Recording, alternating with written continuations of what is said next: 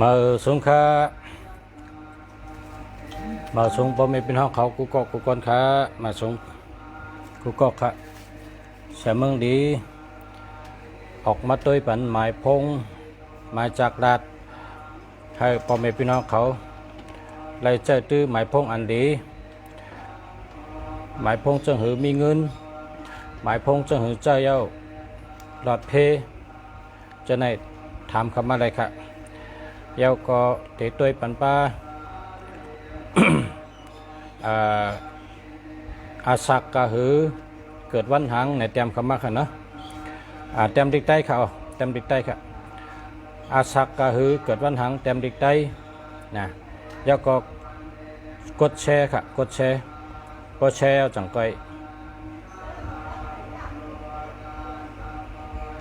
แชร์ค่ะกดแชร์พอกดแชร์จังก้อยเติบเป็นค่ะ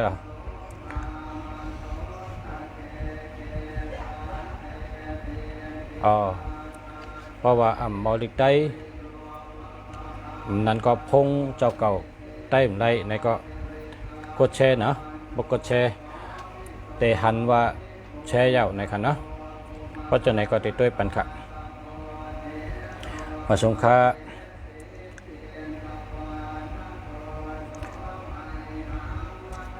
094287789789อันนี้แคมจะนะแคมจะหลีจะอันนี้เป็นสัตว์เทียนี่แหละเป็นสัตว์เทีย8789ก็มี9789ก็มีอันนี้แคมจะนะอันนี้ดีเต๊ะๆค่ะดีดีกุมเมียวค่ะ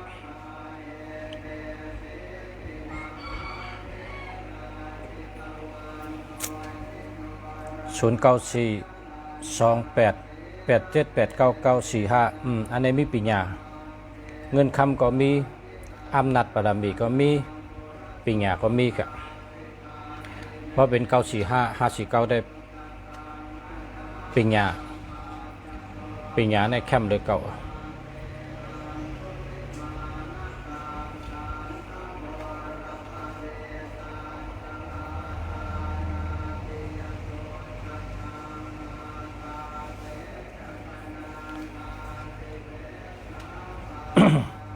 ปัญญาตัวต้นเลยเก่าค่ะ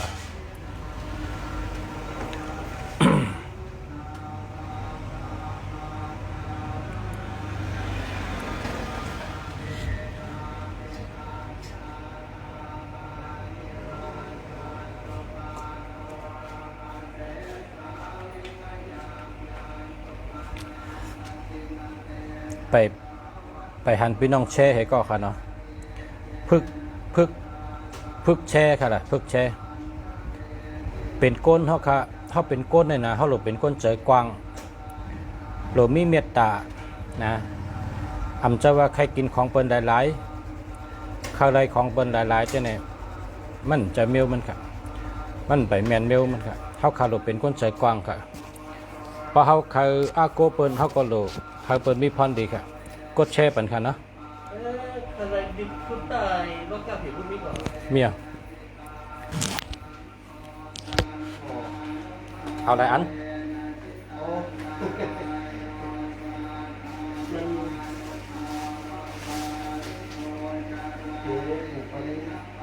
เอาไปตายโอ้ตายแล้วครับมันจะมันดูชามเดียวฮะก็ดูชามเดียวดูชุดแล้วก็ผีวัวเทชุดด้านมีขันหน้านี้ชุดต้องเตะเนี่ยมันเป็นในดีแต่คนอื่นแล้วชุดต้องเตะเนี่ยมันกับเป็นทางน้องแต่คนเราชามเดียวกับชามด้วยนะคนไปได้ด้วยหมดฮะเป็นยังไงอ่ะเอาไปเยอะนะเราแต่ว่าเอาเป็นชามห้าก็จะพอสุดได้ก็ชามเก็บทิ้งลงเอาลองเป็นชามแล้วก็เอาดูเป็นตัวแล้วไปเอาดูชามเดียวพอก็ต้องสิบผู้ใหญ่แล้วก็ไม่ได้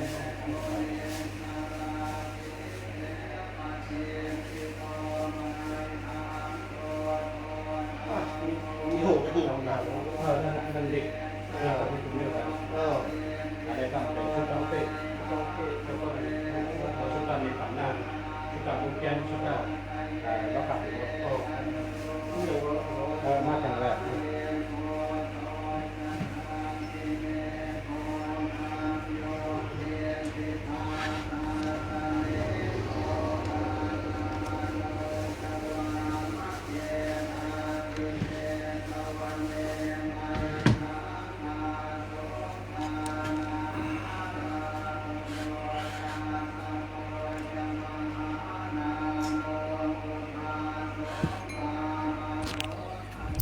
ไปมีก้นแช่ค่ะป้อมมีก้นแช่ประชาก็ได้อุบ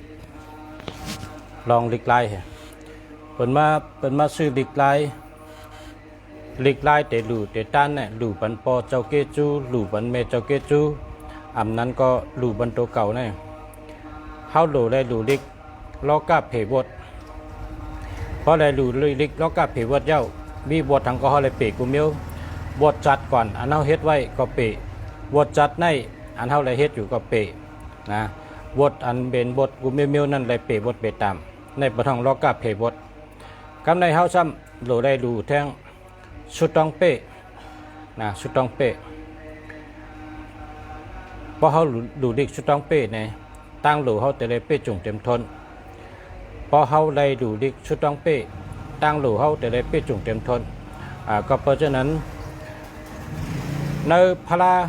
ตาลาสังขาพระตาลาสังขาในตาลาในแมทเลยเปิ้นค่ะตาลาในแมทเลยเปิ้นเชิงตาลาในแมทเลยพระเป็นเจ้าก่อนตาลาเนี่ยมีอยู่ในเมืองลอกาเนี่ยครับก้อยกะพระเป็นเจ้าเนี่ยเป็นผู้มาเอาออกปืนเพเนปันผีสังสัตว์ก้นจังไรหูว่าตาลาเพราะฉะนั้นก็อันแมทเลยเปิ้นเนี่ยเป็นตาลาค่ะพระเป็นเจ้าเขาในมือพระเป็นเจ้าเป็นพระเป็นเจ้าเย้าพระเป็นเจ้าในหนังเหี่ยววนว่าเจ้าขุนศึกยาเมื่อเหลียวในเขาเป็นพระเป็นเจ้าเย้าเขาแมทเลยเปิ้นเย้าเขาซ้ำเตะไรไวอันไรล่ะคุณชิกยามันก็ทำคุณชิกยาจังว่าพระเป็นเจ้าที่ข้าอันแมทเลยพระเป็นเจ้าเนี่ยเป็นตาลาค่ะอ๋อพระเป็นเจ้าเขาขึ้นไวตาลาต่อเจ้าค่ะละจังว่าพระเป็นเจ้าเนี่ยพอเตะฮอตาลาเนี่ยคุบไวตาลาไวตาลาเย้าจังไปฮอตาลาก็ว่าตาลาในเมียดหรือพระเป็นเจ้านะพระเป็นเจ้าเนี่ยก็เป็นก้นเหมือนเจ้าสู่เจ้าเขาขานี่ก็นะกินข้าวกินน้ำนะ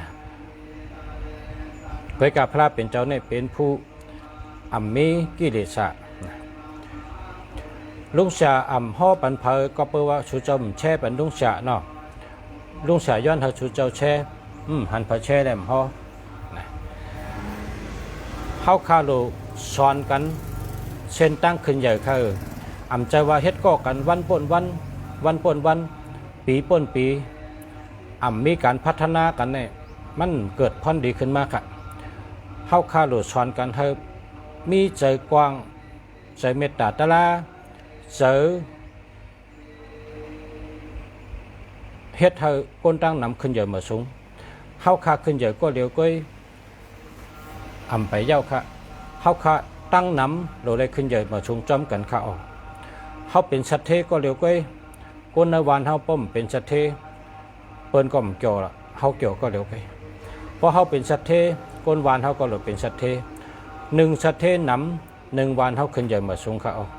เพราะว่าวันเขาขึ้นใหญ่มาสูงเวงเขาก็ได้ขึ้นใหญ่มาสูงเพราะเวงเขาขึ้นใหญ่มาสูงเมืองเขาก็ได้ขึ้นใหญ่มาสูงเพราะเมืองเขาขึ้นใหญ่มาสูงกูกูเวงกูวันกูนาพร้อมกันอ่อนขึ้นใหญ่มาสูงปานใดจึงเขาได้เป็นเมืองปลายหมากมีแก่นแข็งปลายหมากมีเหิงลองตั้งหมากมีขึ้นใหญ่มาสูงเขาก็เพราะฉะนั้นลุงศักดิ์เฮ็ดก็กันตั้งสู่เจ้าใจว่าอยู่วันป้นวันเหให้ไหนป้อมพัฒนากันในตั้งหู้ในมันโตตอนค่ะลุงศักดิ์นางลาดอยู่ก็เร็วเขาใครให้สู่เจ้าขึ้นใหญ่มีน้ำใจกว้างน้ำใจเพ่งเป้งจังเปิ้นนะเพราะเจ้าเก่าเลยหู้เยอะใครหู้หู้ก็สนโลเจ้าเก่าเลยหู้ตาส่วนตัวก็ปั๊บมีใจเจ้านั้นเป็นคนใจเก็บก็เขาเพราะเขาเป็นคนใจกว้างเขาโหลเลยแช่นะเขาโหลเลยแช่ปันเปิ้นก็เป็นก้นเหมือนเฮาก็มีกาขันเหมือนกันก้นกูก็มีน้ำกัดกูก็ก้นกูก็มีกูสู่กูก็จ่องก็เป็นก้นเขาเฮาคาอย่าไปถังเล็กเป็นเฮาคาหรือเลยว่าเปิ้นก็มีกาขันเหมือนเฮานะก้อยกาหมังก็เนี่ยเขาจะทกเขาจะเปียกเลยน้ำกัดเขาจะแก่หรือเฮาคาก็มีหมังก็เนี่ยเปิ้นมีปิ่งเนี่ยแคมหรือเฮาคาก็มีเขาก้อยกาก้นเจ้านั้นให้จังไรเฮาหันก็เปิดคอมเปียกค่ะหมังก็เปิ้นว่าหันตูมหันกาม ผู้สู่กรรมเปิ้นใหญ่หรือเขาเปิ้นเป็นขุนผีขุนช้างมาเกิดเป็นก้นมาสร้างบารมีก็มีค่ะก้นมังก็เนี่ยมันตักเสียงอยู่ลีลองเมิกลองเรื่องก่อมเฮ็ดลองขาดตัวใจเปิ้นก่อมเฮ็ดลองเส้นเนเปิ้นก่อมลัดลองยาเก้าเปิ้นก่อมมีก้นจะในเขาเป็นก้นถอดก้นแมดเขาเกิดเป็นก้นในเกินเป็นมาเอาบารมีค่ะมีขุนชิกามาเกิดเป็นก้นก็มีค่ะมีพระพิษณุมาเกิดเป็นก้นก็มีค่ะมีพระรามเมื่อก่อนเนี่ยอันได้หันในศึกปืนเมืองไทยเนี่ยเลยมาอยู่ที่เมืองเกาะในกำเดียวค่ะมาเกิดเป็นก้นค่ะมาเกิดเป็นก้นจัดหนึ่งในช่ำปอมันเมมันช่ำเอากับไว้เนื้อเถิน14 ปีค่ะนะ เอากับไว้เนื้อเถิน14 ปีจังว่า เมื่อเจ้าพระอาลองมาเกิดเขาก็เลย ก็อยู่ในเถิน14 ปีจังว่าเขาค่ะตัวก้นเขาอย่าไปตัวตั้งนอกเลยเขาอย่าไปตัวนาตาเขาอย่าไปตัวเงินคำเขาหลอกเอาสติปัญญาตัวนะเขาหลอกเอาสติญาณปัญญาให้ตัวว่าก้นก็ในเขาเป็นก้นเจ้าหือนะเขาหลอกเจ้าสติปัญญาเสียตัวเอาหมากตาปัญญาเสียตัวค่ะนะ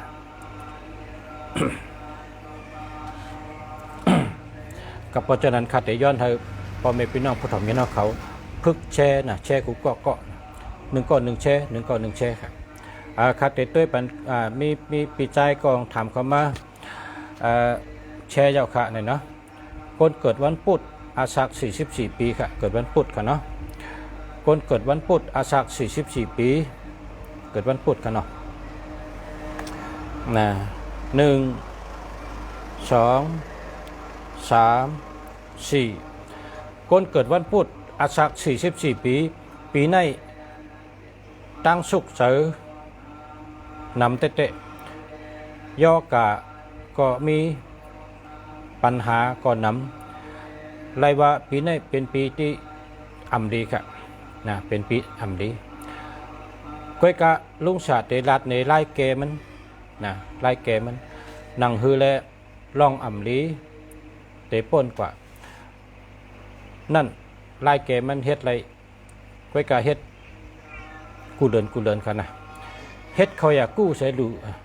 เฮ็ดเขาอยากกู้เฮ็ดน้ำเฮ็ดกินเฮ็ดลูเฮ็ดจากกะเล่งลูกอ่อนอันอยู่จำเฮินเฮาเล่งก้นหิมเฮินเล่งก้นเนอเฮินเล่งก้นขังเฮินเฮาจากกะบารมีเขาอยากกู้เดินเพราะอะไรเล่งก้นเนอเฮินก้นขังเฮินก้นหิมเฮินเฮาเจจุงยาวเฮาก็ต่างเจ้าดีต่างเจ้าเมืองเฮาก็หลู่ตันตีกยองก็เลยเพราะว่าก้นหิมเฮินเฮาเลยกินน้ำเอาเลยกินเจกันเยาเอากะหลู่ตีจ้องเอากะหลู่ตีไก่อันเป็นก้นอันเฮาฮู้จักกันเฮาเฮ็ดเขาอยากกู้หลู่ปีนี้ลุงฉาดลาดว่าเฮาหลู่เลยเฮ็ดเขาอยากกู้หลู่เฮาก็เฮ็ดเขาอยากกู้มาหลู่หน้าเอาเฮ็ดใส่กล่องให้กะหลู่ใส่หอยกะหลู่ผู้สูงสู่เจ้าก็เลยอยู่ดีกินหวานมีลาบสัพปะกะเงินคำเตลีมีเงินมีคำกล้ามยัดขายมันอยู่ดีกินหวานโตเกี่ยวเจอเกี่ยวเพราะว่าเขาอยากกู้ในน่าศึกปืนพระเป็นเจ้าเฮาในว่าเป็นเขาขุนชิกยาเป็นเขาขุนผีขุนช้างเขากินค่ะเขาอยากกู้เนี่ยเมื่อปานพระเป็นเจ้าเป็นก้นให้แลจ้างตาลาอยู่ในเถินในเคยนั่นพระเป็นเจ้าห่มชุ่งซ้อมนะพระเป็นเจ้าชุ่งซ้อมกำในพระเป็นเจ้าอธิษฐานว่าป้อมเป็นพระก็เต็มชุ่งซ้อมยาวนะกำในขุนชิกยาในมาเล็ดติ่งถ่อมมาเล็ดติ่งปันขุนชิกยามาเล็ดติ่งปันพระเป็นเจ้าถ่อมสายติ่งในป้อเข่งน่ะก็ขาดสายติ่งในป้อยันน่ะก็มดีถ่อมสายติ่งในหรือให้อ่ำเข่งอ่ำยันจังไกถ่อมไรเมื่อพระเป็นเจ้าไรยินขุนชิกยามาเล็ดติ่งในเย้านะขุนชิกยาจังไรตาลาว่าอ๋อสายใจก้นเฮาในก็ป้อแก้งเข่งน่ะก็มันเตะขาดเหมือนจังสายติ่งนั่นไรเป็นพระแต่ไรตายกับก้อยแต่ไรเกิดมาแทงก้อยเพราะฉะนั้นเมื่อขุนชิกยามาเล็ดติ่งนี้เย้าเขาก็ไรตาลาเย้าเข่งน่ะป้นก็มลียันน่ะป้นก็มลีโลได้อยู่ปานกลางในพระเป็นเจ้าจังห้องฮอไว้ตาลาว่าเมจิมะปฏิปตาเส้นตังสายกลางจ้างตาลาอ่ำเข่งป้นน่ะอ่ำย่านป้นนะเฮ็ดกะจังไดจังไกเป็นพระเมื่อพระเป็นเจ้าไรตาลาเย้าจังไกชุ่งซ้อมขึ้นค่ะพระเป็นเจ้าชุ่งเขาซ้อมนั่น ชุ่งเขาซ้อมนั่งสู้จ่าตะ49 กำอันวันนั้นมันเป็นข้าวยากู้ในกำเดียวค่ะนะข้าวยากู้ในกำเดียวค่ะข้าวยากู้นั่งสู้จ่าตะเฮ็ดมาดูนั่นเป็นห้องว่าข้าวทิพย์นะครับข้าวหมัดตุกหมายากคนเมืองไทยเป็นห้องว่าจะนั่นข้าวหมัดตุกหมายากข้าวทิพย์ก็กำไตเขาบอกว่าข้าวขุนช้างนะเปิ้นเฮ็ดน้ำอ้อยงาโถลิ้นนะมีหังก็ไรอันใส่เอาเฮิงหวานเฮิงหอมน้ำผึ้งก็ไรน้ำนมก็ไรน้ำอันหวานอันหอมใส่จอมไรอยู่ก้อยกะเขาอยากกู้เนี่ยเพราะเขาใส่น้ำอ้อยโถลิ้นงากะในเก็บไว้ได้หึงเพราะเขาใส่กะทิใส่น้ำผึ้งปะไหนมันเก็บไว้อำไรค่ะมันแต่ช้าค่ะก็เพราะฉะนั้นพอเฮ็ดเอาหลกกินจอมกำเดียวนั่นแต่ใส่หังก็ไรเพราะใครเก็บไว้หึงเพราะไหนจึงใส่1ข้าวเหนียวน้ำอ้อยโถลิ้นงากะในได้เพราะใส่กะในได้เก็บไว้ได้หึงนะครับนะช่ำไปว่าหลายวันก็มันเป็นชั้งกินได้เพราะแต่กินเอาขึ้นมาจีไผ่นะห้างไผ่ถ่านหวานนะครับเขาอยากกู้แน่ชูเจ้าอันเกิดวันพุธอายุ44 ปีก็ได้ลูกได้เฮ็ดเขาอยากกู้เลือนเฮ็ดกินเฮ็ดลูนะเขาอยากกู้เนี่ยมันจะว่าเฮ็ดเทียวเอากระดูกจ้องเนี่ยได้มันจะเฮ็ดเทียวให้คนเฮิรนอะไรกินกูก็เฮ็ดเทียวให้คนคังเฮิรนให้อยู่จำเฮาอะไรกินกูก็เต็มดอนก้นหลงเต็มก้นเท่าก้นเกะอะไรกินกูก็เฮ็ดเขาอยากกู้ลูจังมี58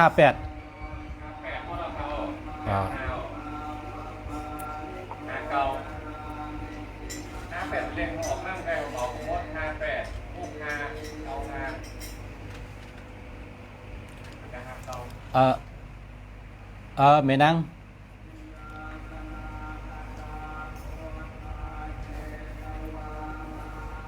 ชื่อไว้เลยมาเปิดมาขายไปอ่ะ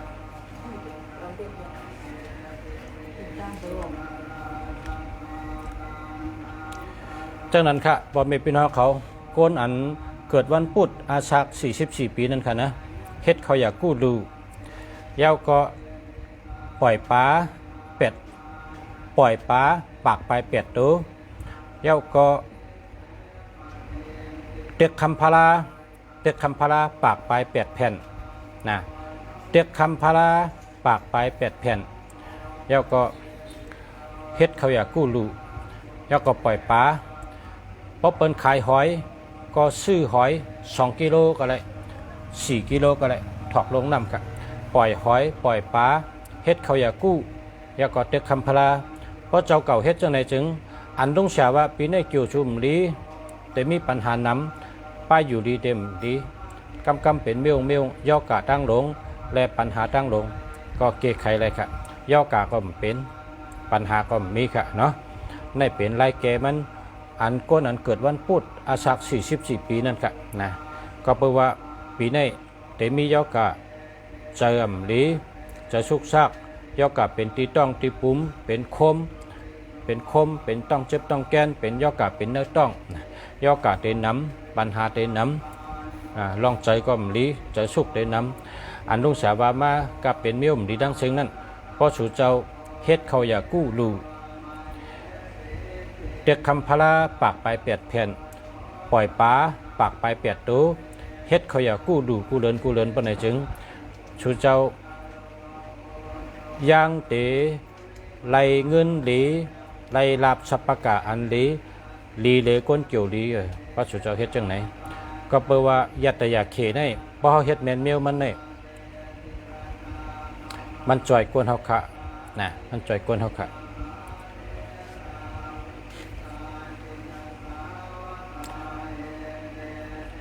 เฮ็ดแต่เคนะเฮ็ดแต่เคเพราะเฮ็ดแต่เคมันก็ป่นกะลองใจอ่ำลีลองยกกะลองปัญหานั้นมันป่นกว่า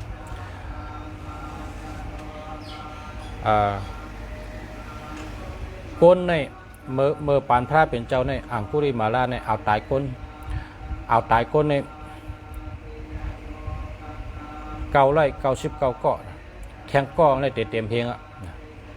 วายลื่นมาเลยเปลี่ยนยาหันตาอันเนี้ยพระเป็นเจ้าก็สอนไว้หรือเผอกาไข่เมือกเผอกาไข่เดิงลองเฮ็ดตั้งเมือกตั้งเดิงลองเฮ็ดพิษเปิงก่อนเนี่ยมันพิษกูก็กวนเฮาเนี่ยนะก้อยกะบ่เฮ็ดพิษอ่ะหรือไรคู่ตัวว่าพระเจ้าก็พิษอ่ะอย่าให้พิษแทงนะอย่าไปเฮ็ดพิษแทงเพราะฮู้ว่าเจ้าก็มีตั้งพิษเนี่ยก็หากึดกำเดียวอย่าไปสืบเฮ็ดแทงเฮาขึ้นเฮ็ดตั้งดีเพราะเนี่ยจึงเจ้าเก่าได้ดีอยู่นะเจ้าเก่าได้ป้นบทอยู่เพราะว่าฮู้ว่าเฮ็ดพิษอ่ะเนี่ยก็อย่าไปเฮ็ดแทงอันนี้พระเป็นเจ้าก็สอนไว้คนเฮาขาดในเฮ็ดพิษกูก็นะเฮ็ดพิษกูก็เมื่อกำผ่าตึกปอมานั่นก้นหมังก็ในชบเขาในหลาให้นะในว่าชบเขาหลาให้ว่าเฮ้ยเนี่ยเมื่อกูปอกในขุนชิกยาเนี่ยมาเมืองก้นตัดเสขุนชิกยากันผุยไพ่ปะเนี่ยเมื่อกำผ่าตึกปอมาก้นก็ไปน้ำนั่นมีก้นบานก้นดาในว่าเฮาโหลเฮ็ดชนตาวันเนี่ยโลนี่ว่าแหลดไม่นะห้ำโลแหลดก้นหลงในวันนั้นนะทำว่าเฮ้คือเราป้อมมีแดดห้ำตีให้หันแรงอ่ะเนี่ยห้ำโลเขาติดใจไพ่เอาแหลดเนี่ยมันไม่นะห้ำโลเนี่ยกับในห้ำขุนกลางวันในไรยินแบบเพราะขุนกลางวันในไรยินเนี่ยขุนกลางวันในว่ามือก้นเมืองโลเขาก็ปั้นอ่ะเนี่ยว่าเพราะก้นเมืองโลเขาก็ปั้นเอาแหลดเนี่ยก็ในมันจมเหตุการณ์คุณกาวันในคุณตาวันในมันเหตุการณ์มันก็ปันแดดเอาเมืองในรับสึงกับเป็ดเอาเมืองในรับสึงทั้งวันทั้งคืนรับสึงอุตเสพอรับสึงในก็เป็นตัวสัตว์ตัดแมงอันหากินในก็หันตาก็เป็นต้นยืต้นไม้อันหลุไรทัดแดดวิตามินเช่นนี้ก็ได้ทัดแดดให้ได้ตายกะต้นไม้ก็ตายต้นยืก็ตายวัวกายก็ตายกะก็เพิ่มมีแดดกันในคนหวานคนเมืองจังว่าเฮ้ยพระจังไหนเนี่ยมันไรหรอป้อมมีตาวันนี่คนก็ตายสัตว์ก็ตายต้นยืต้นยาก็ตายเข้าขึ้นดูไวขึ้นเนยเข้าหลุกันต้องเจ้าเนยคนหวานคนนาจังมาเฮ็ดเข่งเฮวก็กันต่อขึ้นว่าเจ้าคุณตาวันเนี่ยคนในไหลลัดพิษไหลเฮ็ดพิษกว่าเยอะแค่นต่อชูเจ้าเมตตาปล่อยวางคว้างบันป้นเฉยกำเฮาชูเจ้าขึ้นถ่องบันตาวันเฮาขึ้นมีตาวันชึงเฉยกำเฮาขึ้นมีสายแรงขึ้นเฉยกำคนในนังไวน่ะนังไวต่อถึงไผ่น้ำมันเขาในชัมปอแหงหมดเขาว่าพื้นอันเขาหาไว้พื้นอันตัดได้จุดทั้งแรงจะในชัมปอเชิงหมดเขาว่ากำในคนหวานคนเมืองก็ว่าพื้นเขาก็ได้เชิงแปะเขาก็ได้เชิงน้ำมันอันเขาจู้ไว้ก็ได้เชิงเพราะว่าเจ้าคุณตาวันปั่นฉายแรงได้เขาจะในติดตายหมดนะว่าจนั้นกำในขุนชิกาเนี่ยจังกัดต้องปั่นบันว่าขุนชิกากัดต้องปั่นตีขุนตาวันว่าขุนตาวันโกนในเขาตึงดัดจังนั้นนะชบเขานั่นเขาลัดมังปอกในเขาลัดเอาจอมโตชาเขาไปคำหู้ว่าป้นลาดเอาเต็มเป็นจังหือในคำบ่นเมื่อเดี๋ยวในเขาเลยตอนสอนเขาเลยตอนสอนแค่ต่อขุนตาวันขึ้นแรงปันเสกำละตาวันในจังก้อยขึ้นท่องปันมากขึ้นเนื้อเขาล้อก้าโค้งกลางเนี่ยมี3จันครับเมืองอะไรเมืองห้องเมืองนักกาเมืองกลเมืองผีเพราะตาวันในขึ้น2ในทั้ง3จันในจังก้อยแรงขึ้นนะครับจังก้อยขึ้นมีมัดต้นยืดต้นตอกต้นไม้ต้นหมอกต้นหมากขึ้นมีชัดมากกว่าเมียวจังก้อยมีใจขึ้นก็เพราะฉะนั้นได้ชอบคนเนี่ยอย่าไปด่าดีว่าอย่าไปด่าดีว่าอย่าไปด่าดีเน่เข้าหลูคู่ว่าเพราะอันเราปันเกจูเขาก็หลูขอบใจที่มันเข้าหลูขอบใจที่มันแหลดขอบใจนะที่ปันเขามีสายแรงแหลดขอบใจนะที่ปันเขาเลยอยู่มีอาศักเข้าหลูขอบใจของเจ้าอย่าก็ยินจมและผมจมที่มันปั่นสายแรงเขาแหลดในมันลือให้ปอกเขานะพอเมืองแรงมากลางเหนือเจ้ามันก็ถ่องมาปันถ่องมาปันต่อถึงกลางวันขึ้นกลางวันเต็งกลางวันใจกลางวันตกถ ของปัญจในตัดเสมันเหตุการณ์บรรเทาตัดเสแดดเนี่ยมันกึศหรือค่ะแดดเนี่ยนะมันเหตุจำนาทีมันอ๋อ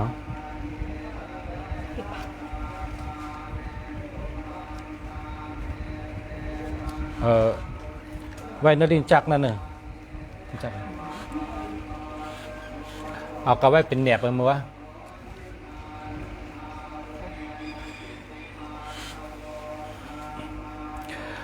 กับปัจจุบันได้เข้าหลุมหมอผู้เกจูนะเพราะเป็นเฮ็ดปันพรดีเขาอย่าไปเช่อย่าไปเนแล้วก็เข้าหลุเฮ็ดเกจูปันเปิ้นเข้าหลุมาขอบคุณเปิ้นนะเข้ามาขอบคุณเปิ้นก็ดีเป็นก็ดีใจนั่นกะเนาะมันนังเขาทำรายการเปิ้นเขาก็พอเขาว่ารายการนั้นในมีพรดีเนี่ยก็เขาหลุดแช่เปิ้นเนาะเขาอย่าเป็นนั่งทำหลายๆนะพอเขานั่งทำหลายๆเปิ้นว่าก้นหันเกตโตนี่ว่าก้นหันเกตโตเพราะตัวเจ้าเก่าได้กินอิ่ม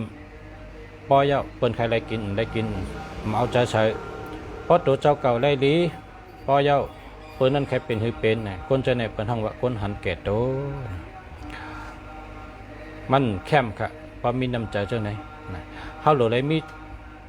ใจกว้างใจเมตตาตาลาใจตาลาเฮาเลยหันเฮาเปิ้นเลยหันเฮาเลยฮู้เฮาเปิ้นเลยฮู้เฮาเลยดีเฮาเปิ้นเลยดีหนึ่งน้ำหนึ่งดีเปิ้นน้ำเปิ้นดีเฮาน้ำเฮาดีเฮาหลูหาตั้งฮู้ใส่ตัวเฮาเปิ้นก็หลูหาตั้งฮู้ใส่ตัวเปิ้นพอเฮาก็เหลียวฮู้ไกพอคนตั้งน้ำอ่ำฮู้มันหือขึ้นเยอะเลยเฮาว่างาเม็ดเหลียวอ่ำเป็นน้ำมันนะงาเม็ดเหลียวอ่ำเป็นน้ำมันเพราะเป็นงาน้ำจังไปเป็นน้ำมันไม่ตนเดี๋ยวเปิ้นห้องว่าหลงเขียวนะก้นเฮิรนเดี๋ยวเปิ้นห้องว่าวานนะพอมีเฮิรนดังเหลียวในเปิ้นห้องวานค่ะพอมี30เฮิรนขึ้นกับตั้งปุ่นจังไปเปิ้นห้องว่าวานนี่เป็นวานอ่อนพอนำกับเปิ้นห้องว่าวานหลงไม่ตัวหนึ่งเปิ้นห้องหลงเขียวก้นเฮิรนเดี๋ยวเปิ้นห้องว่าวานกับเพราะฉะนั้นแหละเฮาค่ะโลเลยพึกมีน้ำใจฮักลูกเปิ้นก็ลูกเฮาเฮิรนเปิ้นก็เฮิรนเฮาเมืองเปิ้นก็เมืองเฮาโคเปิ้นก็โคเฮาเฮาหรือไว้ใจกว้างๆเหมือนเจ้านั้นโตเปิ้นก็โตเฮาตั้งหู้เปิ้นก็ตั้งหู้เฮา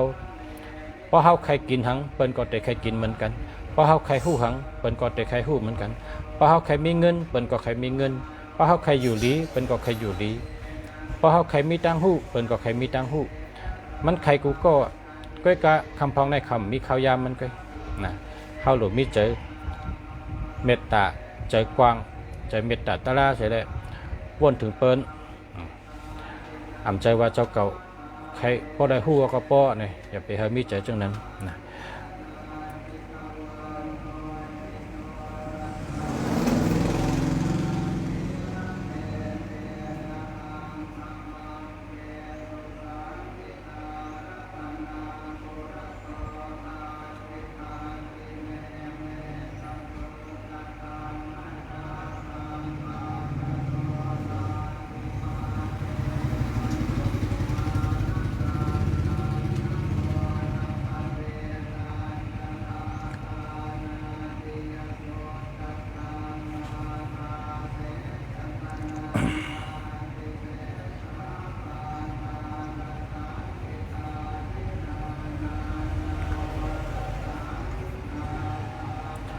คนเกิดวันอังคารอาสัก33 ปีคนเกิดวันอังคารอาสัก33 ปีปีในคนเกิดวันอังคารอาสัก33 ปีปีในเกี่ยวอ่ำดีนะเกี่ยวอ่ำดีปีในไรสติศพความแต่ไรมีศพมีความใกล้ๆมีลองเถียงหม้อกันนะก็เพราะฉะนั้นไว้สติชอบกรรมนะเพราะเขาแก่ให้มันป้นกับเพื่อนจึงโกนวันอังคารซื่อสั่งการ8 จุ่มกว่าลูก8 ย่องนะแต่ได้ป้นเคาะโกนวันอาทิตย์อาสัก38 ปีค คนวันอาทิตย์อาศัก38 ปีคือตัว6 1 2 3 4 5 6คนวันอาทิตย์อาศัก38 ปีปีในจิ๋วหลีลาบหลีการงานก็หลีการเงินก็หลีนาเฮิรนก็หลีชื่อเสียงก็หลีคนหักก็นำคนหักเหม่อก็มาคนหักเก่าก็หลีใต้ก็เก่าก็มาหบกันขึ้นใต้ก็เหม่อก็ไรแทงน้ำการงานก็หลีค่ะชื่อเสียงก็หลีคนวันอาทิตย์อาศัก38 ปีในเป็นปีที่หลีเด็ดๆค่ะ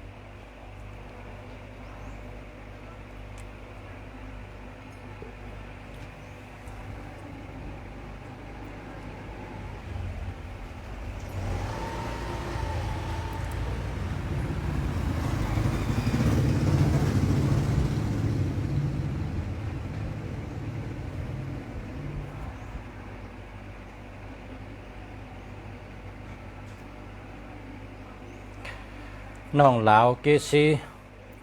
0635984665อันนี้ดีครับดีเต็ดๆครับติรัดในอาทิตย์เป๋เนาะ063เนี่ยป๊อบเผมี6336เนี่ยตั้งหักหลีเงินหลีตั้งหักก็หลีการเงินก็หลีเย้าก็เป็นก้นเจอเกี่ยวครับ3663เนี่ยเป็นก้นเจอเกี่ยวเย้าก็635ห่างดีเลยเก่าครับ635ในห่างดีเลยเก่าป๊อบเผอเจอ635เนี่ยเป็นก้นห่างดีเล่าเลยเก่านะตั้งห่างดีป๊อบเป็นตัวเนี่ยมันสร้างล่างตามันแคมแดบกูเมียวเนี่ยเป็นห้องว่าห่างดีเลยเก่าหาเก่าเป็นก้นอันเจอหลีมีเจอตาลาเพ่งเป้งหาเก่าเนี่ย98เป็นก้นมีอำนาจมีปรมีลาดทางก็เป็นยุ่มลาดทางก็เป็นเฮ็ดจอม8448ในได้เป็นก้นอันอ่ำยุ่มเจอเปิ้นอ่ำไว้เจอเปิ้นนะครับเนาะกำใน4664พออยู่จำก็เกี่ยวเจอซื้อเจอตัวนับ46ตัวนับ64เนี่ยพออะไรอยู่จำก็เกี่ยวเจอซื้อเจอเพราะเป็นก้นวานอยู่ในวานก้นมะเลหกคาไลซัมป้อมแห้งให้ปอกนะครับตั้งขึ้นตั้งลงซัมป้อเริ่มตัดเสก็เพราะว่ามีคนมาอุบน้ำคนมาเหล่น้ำ4664ในเผยไรอยู่จำเกี่ยวใจซื้อเจอเผยไรอุบในก็เกี่ยวใจซื้อเจอเผยไรเฮ็ดก็เผยไรลัดต่อในก็เกี่ยวใจซื้อเจอนะครับ4664และ64ในเผยไรอยู่จำก็เกี่ยวใจซื้อเจอนะครับเนาะในการซ้ำ66ค่ะ66ในเป็นก้นเปี่ยวหมออุบหมอเปียกหมอห้องความหมอเล็ดติ่งเล็ดกีตาหมอเฉดตะลอหมอเป่าปีหมอเต็มเจิงเต็มวอกเต็มความอนุปิญญาหมอลาดหมอเต็มหมอว่นหมอคึงหมอปองหมอเฮ็ดกูเมียว66นี่เป็นก้นเปียกก็เลยเป็นก้นห้องความก็เลยเป็นก้นเล็ดติ่งต่อยตุเดียกองมองเจในหมอกุมเมียวขา66เนี่ยก็เพราะว่าเขามีตั้งเจอเกี่ยวเนื้อเจอเขาแลเพราะเขาเฮ็ดในก็เนื้อเจอเขาในมีตั้งเสื้อเจอไว้ก็เพราะฉะนั้นคนใจตัวนับ66เลยว่าเป็นคนมีตั้งเกี่ยวเจออยู่เนื้อเจอนะครับการใน6คาค่ะ6คาในเป็นคนมี6คาในเป็นสัตเทหมอหาเงินหลายผ่ายหลายตั้งค่ะหาเงินได้หลายผ่ายหลายตั้งนะครับเนาะคนใจตุนนับ6คาอำนัน56เนี่ยเป็นคนหมอหาเงินเป็นคนแรดลองไผ่หาเงิน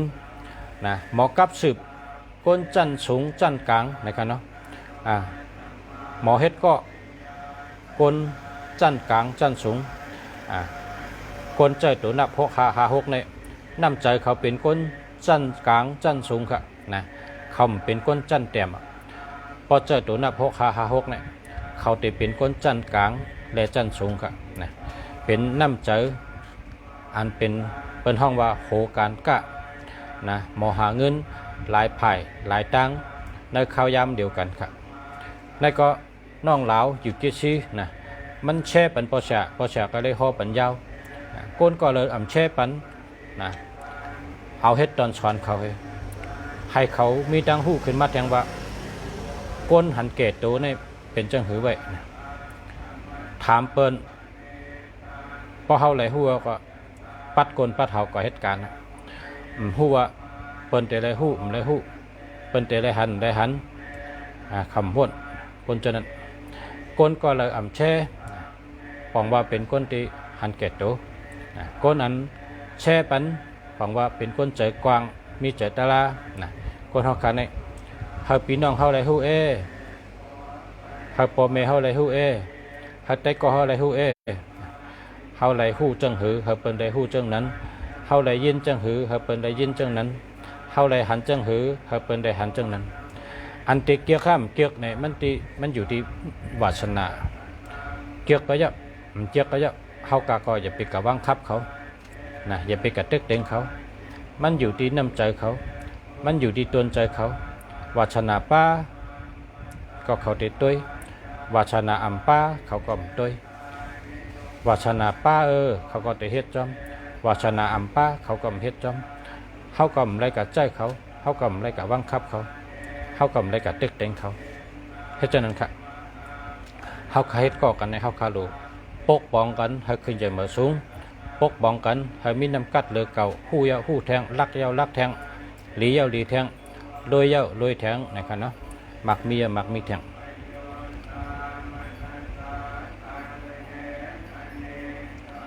ขอบใจครับอันนี้ก็ยิงไตในแชร์ครับอันนี้ก็แชร์ยาวครับจำคำนะครับอาศัก34เกิดวันอังคารครับเนาะอาศัก34เกิดวันอังคารชิดเดลีตรงแสนนิดกึด2ก้นวันอังคารอาศัก34ปีในแต่ไรออกข้าวตั้งแต่ไรกว่าข้าวตั้งก้อยกะเป็นเส้นตั้งการกะการขายเดลีการเงินเดลีแต่ไรลูกล่างหลีลูกล่างเหมือลูกล่างเมียแต่ไรเงินเหมือคำเหมือเข้ามานำการกะขายเดลีการงานไผ่หาเงินเดลีลาบสัปปะกะหลีการกะขายดีปีนี้อะไรว่าเป็นปีจิ๋วก็ดีลาบก็ดีขุยล้านละกำเนาะกำเป็นปีที่จิ๋วดีเต้ๆค่ะก้นวันอังคารอาศัก34ปีนี้จิ๋วค่ะตู้จิ๋วใจจิ๋วกว่าตั้งไหลก็รอดเพกว่าก็รอดเพมากก็รอดเพค่ะยินดีจำค่ะยินจมจำค่ะเนาะ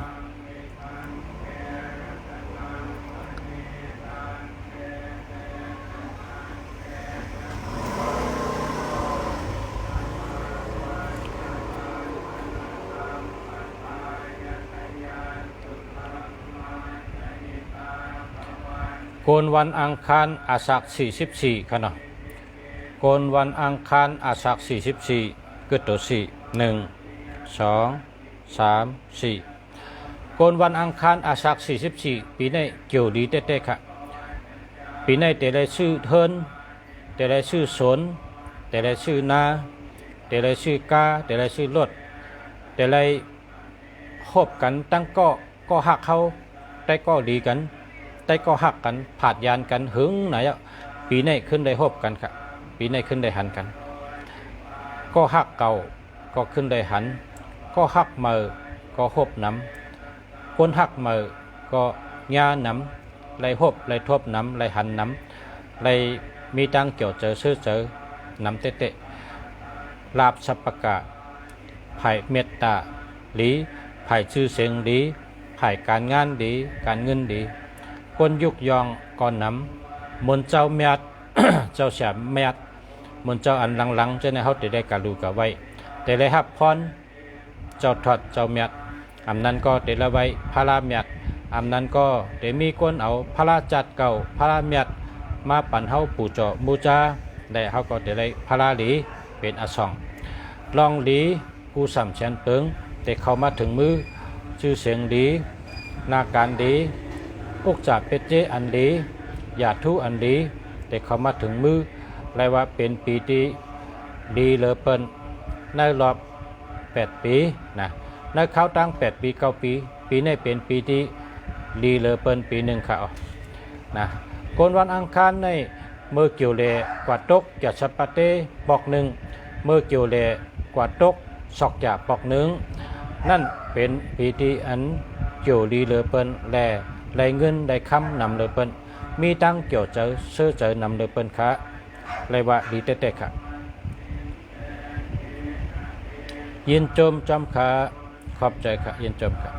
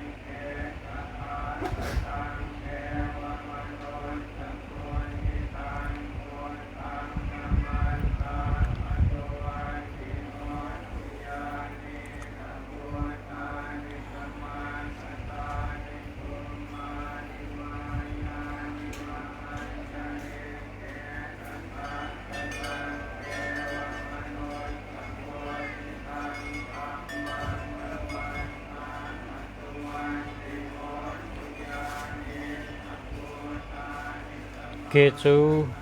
ปาเสียอาเตสีปาจีจำมาชันตาปาจีเหมือนกันค่ะเฮาอยู่ดีกินวันอาศักเย็นเย้าช่ำฉาบเหมือนกันค่ะจมค่ะขอบใจค่ะ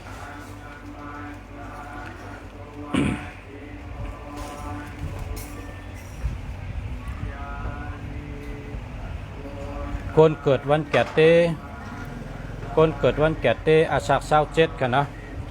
คนเกิดวันแก่เต้อาศัก27 83 24เกิด3 1 2 3คนเกิดวันแก่เต้อาศัก27ปีนี้เป็นปีที่เป็นปีอันเกี่ยวจัตตาลีกามลีลาบลีเกี่ยวลีลาบลีกว่าตั้งเลยก็หลอดเพกว่าก็หลอดเพมาก็หลอดเพไรว่าเป็นปีอันใดอยู่ดีกินบ้านดูเจาะเจอเจาะอยู่ดีมีลาบเงินนำคำนำการงานดีอยู่ดีกินหวานตั้งหักก็ดีนาเฮิรนก็ดีนาการทางงานก็ดีครับค่ะยินจมจำกันเนาะอันนี้ก็แชร์ไปนะครับ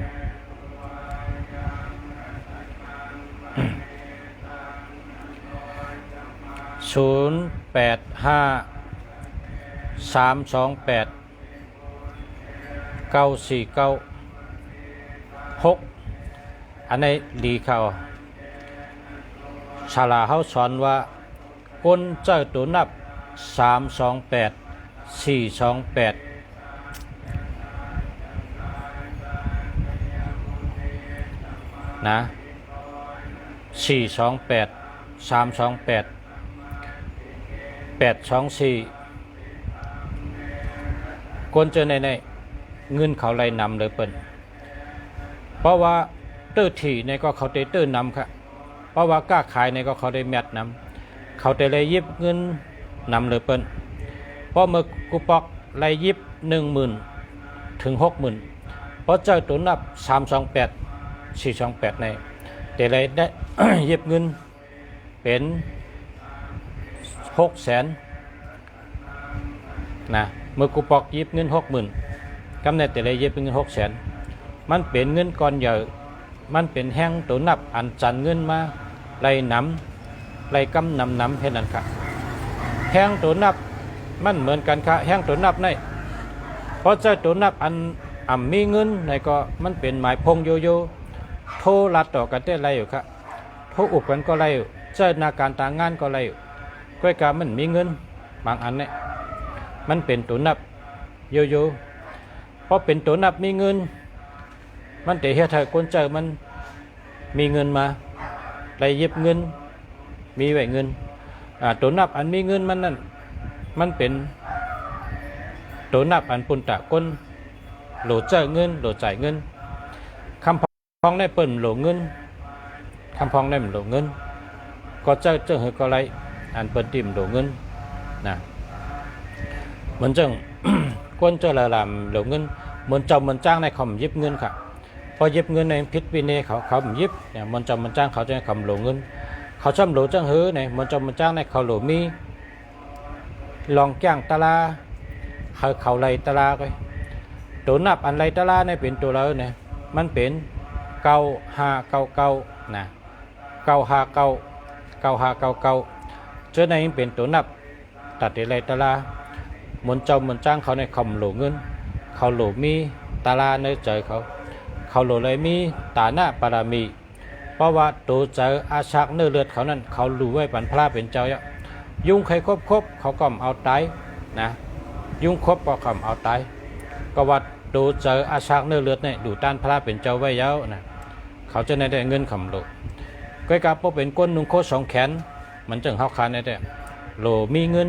1 นำ 1 เหรียญเงินในโหลมากกูวันนะเฮาคาโหลเจอจ่ายกูวันพอเฮาคาลงเฮินแต่ขี่ก้าก็โหลจ่ายกาเพราะกากาดก็โหลซื้อกินข้าวซอยก็โหลเงินซื้อพักก็โหลเงินเฮาคาจะได้โหลเงินนำมากกูวัน1 แขนดีเพราะเป็นก้นนุ่งโค2 แขนในโหลเงินเพราะฉะนั้นก็โตนับก้นนั้นเจอนุ่งโค2 แขนได้โหลเป็นตัวมีเงินมันหนังก็ในครับก็ในได้มีเงินค่ะเนี่ย328อันนี้มีเงิน428อันนี้ก็มีเงิน789 289 456 159เจ้านี่เป็นตัวมีเงินค่ะเนาะ6395นะเจ้าว้าวเนี่ยเป็นตัวมีเงินอะไรครับ56 46 96 36เจ้านี่เป็นตัวมีเงินค่ะ28 78 98เจ้านี่เป็นตัวมีเงินค่ะนะ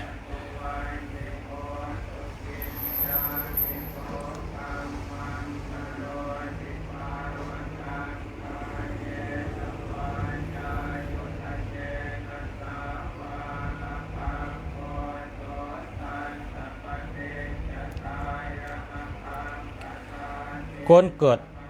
วันอาทิตย์อายุ42นะคนเกิดวันอาทิตย์อายุ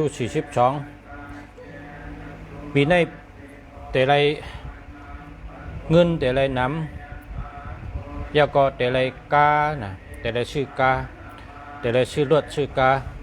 เงินคำแต่ไรน้ำยาก็กาก็แต่ไรชื่อตั้งหักก็หลีนะตั้งหักก็หลีไปอยู่ดีก็เข้มเงินคำเกาหลีตั้งหักเกาหลีแล้วก็แต่ได้กล้าเหมยครับพี่เนี่ยลดเหมยกล้าเหมยแต่ไรครับ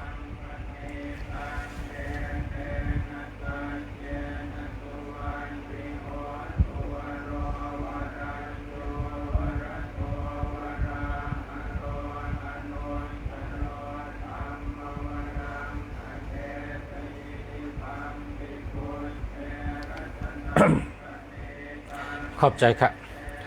1 ก็ 1 แช่1 ก็ 1 แช่เมื่อได้แต่คนแช่นำจะเนาะ1 ก็ 1 แช่ครับนะ1 ก็ 1 แช่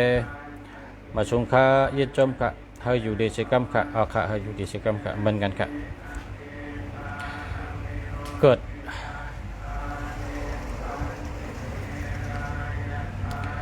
ตัวกันแนวทีนั้นตัวหยับ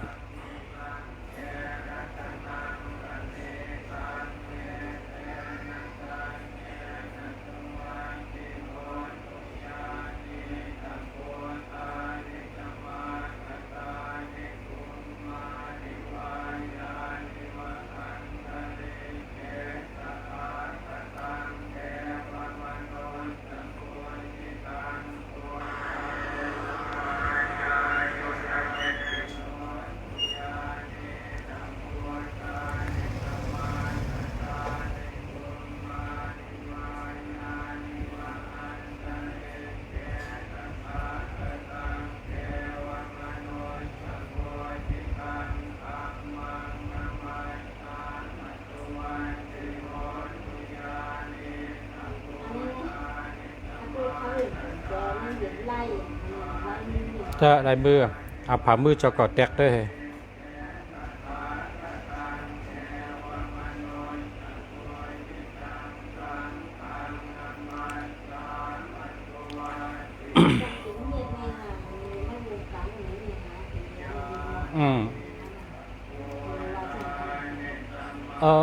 มันมีห้องกับด้วยตั้งที่ห้องครับเนี่ย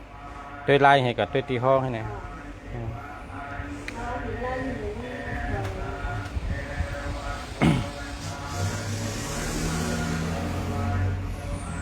11 โมง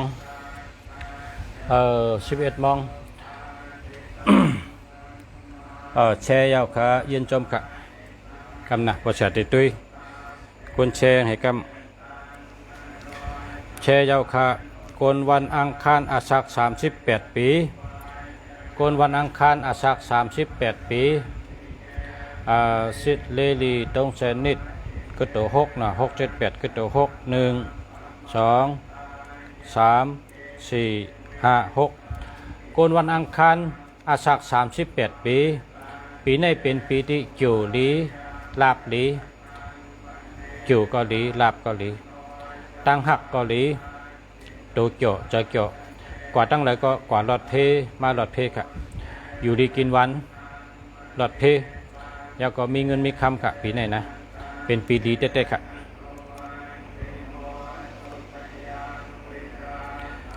โกนวันอาทิตย์อาศัก27 8 3 24ก็3 1 2 3โกนวันอาทิตย์อาศัก27ปีในไรสัตติพิษกันไรสัตติลองโมกันไรสัตติชบสัตติความตาเตลัดความ1 คอนั่นโลไรสัตติโลไรมีสัตตินะพอสัตติก็เป็นหังป้อมสัตติก็เตพิษกันย้อนชบย้อนความลองเรียกจังเป็นลองใหญ่นะก็เพราะฉะนั้นแหละโกนวันวันอังคารอาศัก27นั่นจุ่มดีนะวันอาทิตย์อาศัก27นั่นก็จุ่มดีไว้สตินะ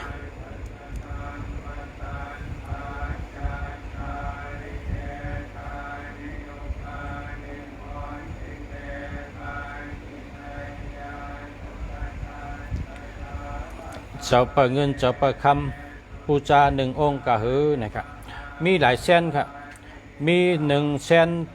1,500ก็มี2,000ก็มีจะไหนครับ2,600ก็มีครับ2,600ก็มี3,600ก็มี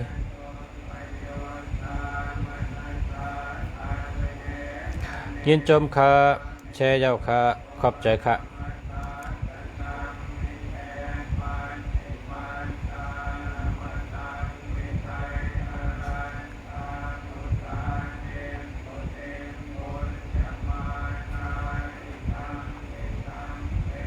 แชร์ยาวค่ะยินจมค่ะขอบใจค่ะกนวันติดอาศัก27นะปีนี้ในจุ่มดีนะไฮไลท์สตินะ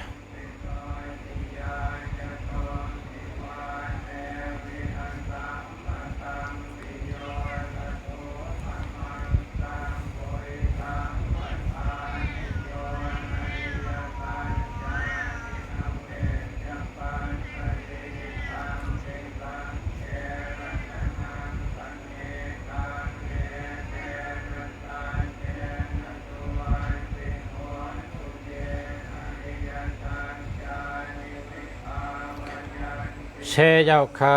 เกิดวันอาทิตย์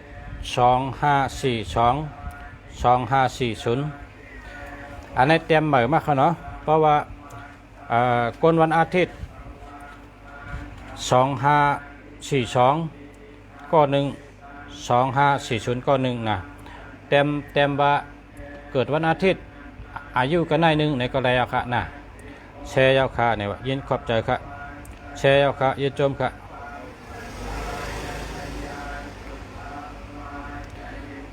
เพราะว่า1 เกาะ 1 แช่1 เกาะ 1 แช่เนี่ยก็คนตัวเองก็เต็มน้ำคนตัวน้ำในพรดีมันก็เต็มมีน้ำนะพรดีมันเต็มมีน้ำเพราะว่าเมื่อเร็วในกว่าตั้งไรก็เปิ้นแค่ปันกว่าตั้งไรก็หลุดเลยสติเปิ้นเป็นวัดนะก็เปิดจากนั้นแหละลุงฉานนั่งในเหตุด้วยปันสุเจ้าแต่ได้ฮู้ว่าปีนี้ต้องเกี่ยวดี เกี่ยวเป็นหือปีในเนี่ยด้วยปันไปต่างกาลาสู่เจ้าลุงเสียเมืองดีย้อนหาสู่เจ้าแช่ปันหนึ่งก็หนึ่งแช่เมื่อกูวันเนี่ยมันคุกจะไรด้วยกว่าละลายให้ไหนเนี่ยลุงเสียนั่งบนด้วยว่าเฮาสองไผ่อำไรตั้งขึ้นอย่างเหตุไผ่อำไรพ้นดีเหตุไผ่ก้นมาถามก็อำไรพ้นดีก้นนางรัดก็อำไรพ้นดีตั้งสองก็อำไรพ้นดีเหตุไผ่เฮ็ดจังเล่มไรพ้นดีก็เปว่าลุงเสียกว่าตัวเนี้ยก้นอันอ่ำแช่ป้มแช่เนี่ยมันเป็นก้นเจอเก็บมันเป็นก้นอ่ำมิ้นน้ำเจอเปิ้นว่าลิ้นแห้งน้ำแห้งมันเป็นชังมันแห้งกันไหนก็ต่างตีมันแห้งอันดีโกเนี่ยดีโกน้ำเจอแห้งนั่นน่ะนะเพราะว่าน้ำเจอแห้งเนี่ยอยู่ที่ใดก็เปิ้นขึ้นอย่างเหตุนะ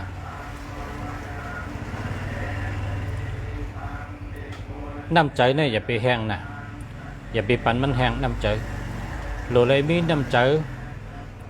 กองเลยกองเขาขึ้นใหญ่เหมือนกันเปิ้นก็เขาขึ้นใหญ่เขาก็เขาขึ้นใหญ่ตัวเจ้าเก่าก็เขาขึ้นใหญ่เปิ้นก็เขาขึ้นใหญ่แช่ปันแต่ก้อนน้ำอันบางทีในเปิ้นปันกอดตั้งเลยพอเลี้ยงก็ปันออกขึ้นไม่เลี้ยงก็ปันออกขึ้นฉะนั้นน่ะพอเขาแช่ปันในเขาแต่ไรหันพอหันเขาได้เตรียมทำว่าปีในตัวเองเขาลุงเสียเกี่ยวครับเป็นเฮปีในนะเขาก็ไม่ได้เสียเงินนะไม่ได้เสียเงินเขาก็อยู่ที่เฮิรนเขาเฮตัวไปตังอยู่ที่การเขาเฮตัวไปตังเขาใครหู้ของเขาก็ทำเลยนั่นน่ะมีพรดีพอเขาแช่หนึ่งก้อนหนึ่งแช่หนึ่งก้อนหนึ่งแช่เนี่ยใต้ก็เผลอใต้ก็มันต่างคนต่างแช่มันเหมือนจังย่ายกงเกานั่นมันแต่เป็นจุ่มเป็นยุ่มกะเป็นวงกว้างกว่ามันหลวหูกูก็นะจุปีในมันเหมือนกันลุงฉันนั่งให้รัดก็คือก้นอันจุลีก็คัดใจเหตุการณ์ใกล้ๆก้นอันจุ่มลีก็เฮเลยสติพอเกอะไรก็เฮเกพอเวอะไรก็เฮเวพอเกมไรเวมไรก็เฮไวพลานะพอไวพลาเนี่ยมันกุมคองเฮาตัดเสหนึ่งวันหนึ่งปอกเขาหลู่ไล่ไวพระเป็นเจ้านะไวอิติปิโชภควาอะระหัมสัมมาสัมพุทโธวิจาชรณะสัมปันโนสุกัตโตโลกาวิตูอนุตตโรปุริชะธรรมสารถิชัทธาเตวะมนุสานัมปุกโธภควาติว่าอาศักเสกุวันพออาศักเข้าเลย60เขาก็ว่า61พออาศักเข้าเลย50เขาก็ว่า51เห็นไหมไอ้เป็นว่ากุวันน่ะอิติปิโชนั่นนะมันเป็นกลุ่มพระเป็นเจ้าเย่าก็เป็นกัตถะอันดีเลยเปิ้นกะอิติปิโชในเอาจุกเต้นก็เลยเอาเป่าน้ำมุนก็เลยเอาโยยาต้องเป็นยอกะก็เลยกูมิวนะอิติปิโชเอาเป่าเต้นเป่า37เหตุใดก็เป็นเต้นเกี่ยวเต้นหลับก็เลยนะเอาเป่าเต้นหังก็เลยเพราะเป่า37กรัมเนี่ยอรุสันตะเปว่าไปจงเขาแชยาวคาเกิดวันพัดอาสาฬ37นะครับเนาะเกิดวันพัดอาสาฬ37สิทธิ์ลีหลีตรงเสนิดคือตัว1 2 3 4 5ปีนี้ดีเข้าปีนี้เกี่ยวดีเต้ๆค่ะเกี่ยวเกาหลีลาบเกาหลีการงานเกาหลีการเงินเกาหลีนาเฮิรนเกาหลีอยู่ดีกินหวานกัดเย็นช้ำฉะหลอดเพหลอดหยานเพกลางหยานกลางดีเต้ๆค่ะนะปีนี้เป็นปีดีค่ะ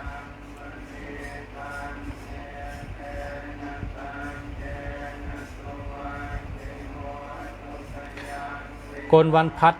อาศัก37ปีนะปีนี้เป็นปีที่เกี่ยวเกาหลีลาบเกาหลีไปอยู่ดีก็แคมนะหน้าการต่างงานก็แคมดีกูเมลค่ะนะกนวันพัดอาศัก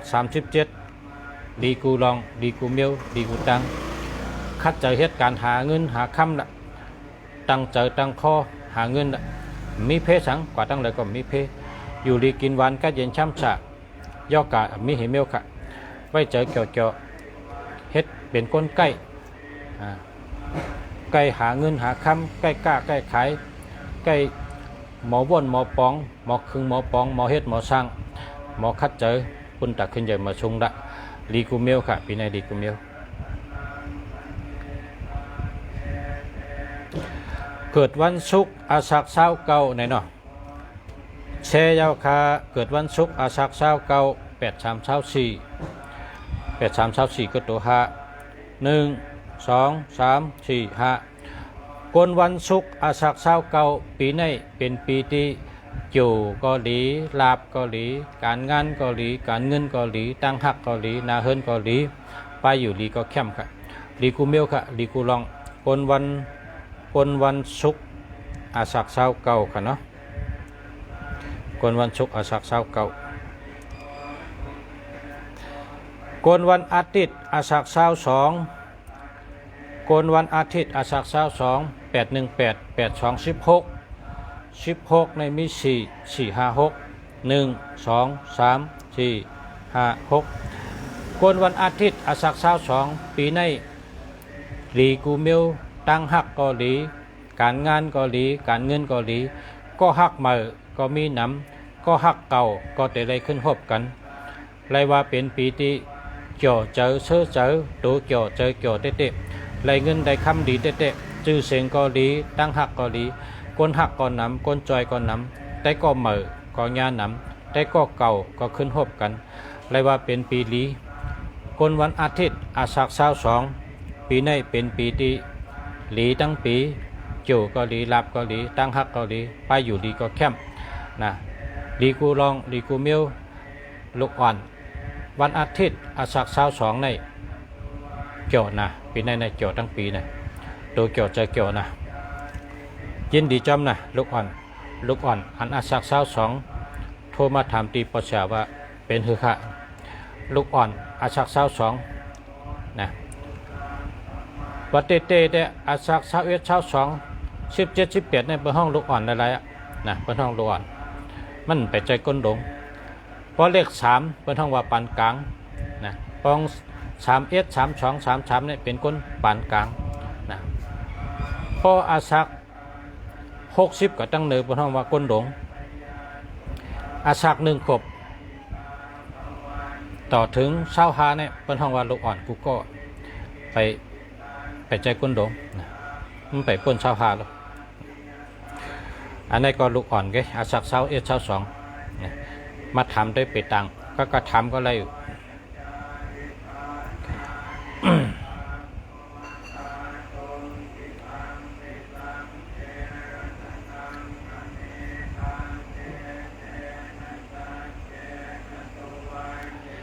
กนวันศุกร์อาสักเช้า1เนาะกนวันศุกร์อาสักเช้า1 818 8216มี4 1 2 3 4 1 2 3 4กนวันศุกร์อาสักเช้า1ในปีในเป็นปีที่พิษกันเป็นปีพิษกันก่อนรัดต่อไปก็รัดเกอย่าไปรัดน้ำเพราะรัดน้ำได้แต่พิษกันทีเดียวปีในจุ่มดีพิษกันตั้งปีนะกนวันอาทิตย์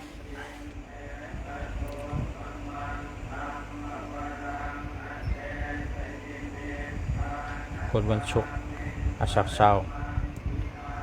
กนวันศุกร์อาสักเช้า8216มี4 1 2 3 4 1 2 3 4เช้ากนวันศุกร์อาสักเช้าในปีในพิษกันทั้งปี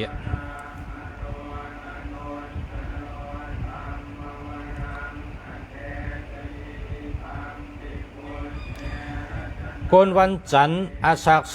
49นะกนวันจันทร์อาสัก49ปีในเป็นปีที่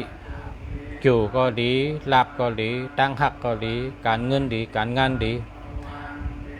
ตัวเกี่ยวใจเกี่ยวกนอันเกิดวันจันทร์อาสัก49ในดีเตะค่ะดีกูเมียวดีกูลองดีกูตัง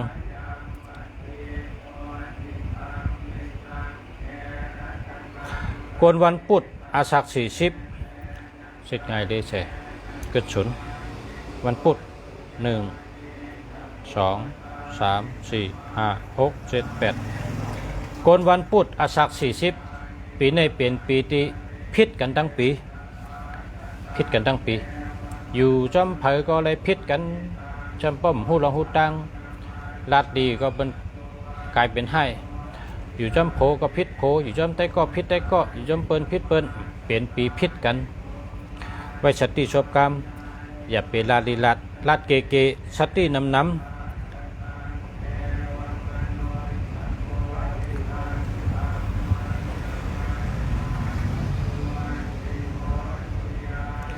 กนวันศุกร์อาสาฬ46กนวันศุกร์อาสาฬ46กึดโต6 1 2 3 4 5 6กนวันศุกร์อาสาฬ46ปีนี้เป็นปีที่มีข้อนำเลยเปิ้นมีปัญหานำเลยเปิ้นตั้งใหม่ก็นำลองลู่ซุ่มก็ย่าปัญหาก็เป็นย่อกาก็เป็นปีที่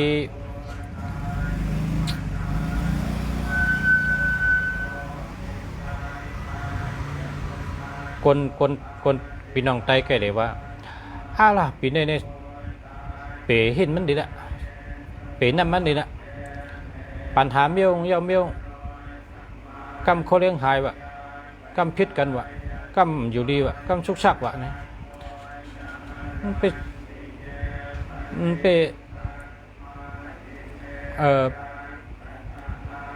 เป๋น้ำเดียวินัยเป็นวันนั้นมันจังหลัดถือจึงแถวชุกชักนั่นน่ะกำชุกชักวะกำดูซุ่มวะกำเป็นตั้งเป็นวะกำยาเพ่ไว้เนี่ยมันจังว่าเหือคนไตใกล้เดี๋ยวว่าเป๋หินดีนะวินัยเป๋น้ำดีนะตั้งชุกตั้งใบได้ตัดในการเชิงแล้ววินัยวันนั้นพี่น้องใกล้วันนั้นก้นอันเกี่ยวให้จังไหนเนี่ยนะก้นเกี่ยวให้จังไหนเนี่ย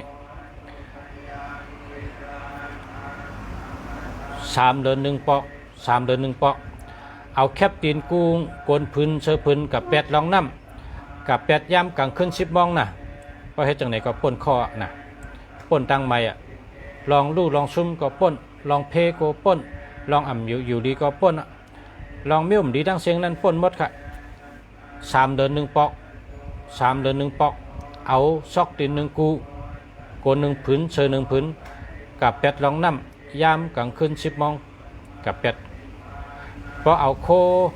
อันเท่านุ่งนั่นน่ะโคดีๆเนี่ยซอกตีนก็ดีโกนก็ดีเชอก็ดีอันเท่านุ่งนั่นน่ะพอกลางวันนุ่งแล้วกลางคืนถอดแถวตุลุงกับ8ในห้องน้ำการลาดว่าก็เป็นข้อตั้งเซิงก็เป็นย่อกาตั้งเซิงก็เป็นเพเลือดไม่ตั้งเซิงเพฮกเพให้จูเปิกจูปนตั้งเซิงเมี่ยมดีกูเมี่ยวนั่นพิ้งตกก็จำนำจำในลองก็จำนำจำในตกก็จำโคยอกในเชิงว่าจังไหนนะเพราะว่าก็เอาโคนั้นปือลงนั้นนำกว่ามีช็อกดินให้กูโกนพื้นเชือพื้นนั่นตุลุงล็อกกันนี่อย่าไปฉะทงนะเพราะฉะทงเด็กผู้ยงมันจมอย่าไปฉะทงเอาตุลุงล็อกกันให้ก็ปือลงน้ำกว่าพอปือลงหัดในกลางน้ำมันก็อย่าไปตุ้ยอย่าไปไหวตุ้ยใครจมก็จมใครผู้ก็ผู้ทำหลุดตุ้ยพอเปียดข้อพอปือก็มาเฮินกำเดียวนะมันหลุดตุ้ยเฮ็ดนั่นน่ะ3 เดือน 1 ปอกกับ3 เดือน 1 ปอกกับ3 เดือน 1 ปอกกับให้ไหนพอเฮ็ดจากนั้นก็ติปนเพกูเมียวๆเมื่อในประชาชนปอกันได้ก่อนนะมีเนี่ยพี่น้องเขามาเป็นมาซื้อหมายพงมาซื้อหมายจากรัฐมาซื้อเวอร์มองพลนะมาซื้อนางเปิดแต่เมื่อไกลเมื่อไกลเปิดไปผุยล้านกำในผุยล้านอันที่บริษัทในเขาผุยในผุย10 โมงกึ่งนะตัวเดียวนี่ก็ปนมาเอา30 นาที11 โมงเมืองไทยลุงศักดิ์ย้อนลือกันได้ค่ะเมื่อไหร่ค่ะพอไม่เป็นน้องเขาได้ก็เขาผู้ทำมิน้องเขากูก็กูกวนค่ะเนาะขอบเจอเหยื่อน้ำกูก็กูกวนเมื่อไหร่1 ก็ 1 แช่1 ก็ 1 แช่ขอบเจอค่ะพอเฮ็ดจังไหนได้ขึ้นใหญ่มาสูงค่ะชูเจ้าก็ขึ้นใหญ่ลุงเสียเมืองดีก็ขึ้นใหญ่อิงเนี่ยมิงเนี่ยปิจยอเนี่ยปึงอิงกันค่ะกล้วยก็ปึงงามก็ปึงกล้วย ไล่ปึงอิงกันลองเฮาขาดแต่ได้ขึ้นใหญ่มาสูงเหมือนกันขึ้นใหญ่เฮิงขึ้นใหญ่เฮิงขึ้นใหญ่เฮิงเหมือนกันครับเฮาได้อยู่ดีกินหวานเหตุการณ์ขึ้นใหญ่มาสูงเฮาได้อยู่ดีกินหวานก็เย็นช้ำฉะเฮาหลอดเพหลอดหยานเพกังหยานกังย้อนช่วยกูก็อยู่ดีมีเงินห่างดีกึกปืนกูคนขาหักกันนำค่ะพร้อมกันนำค่ะมาสูงค่ะขอบใจครับ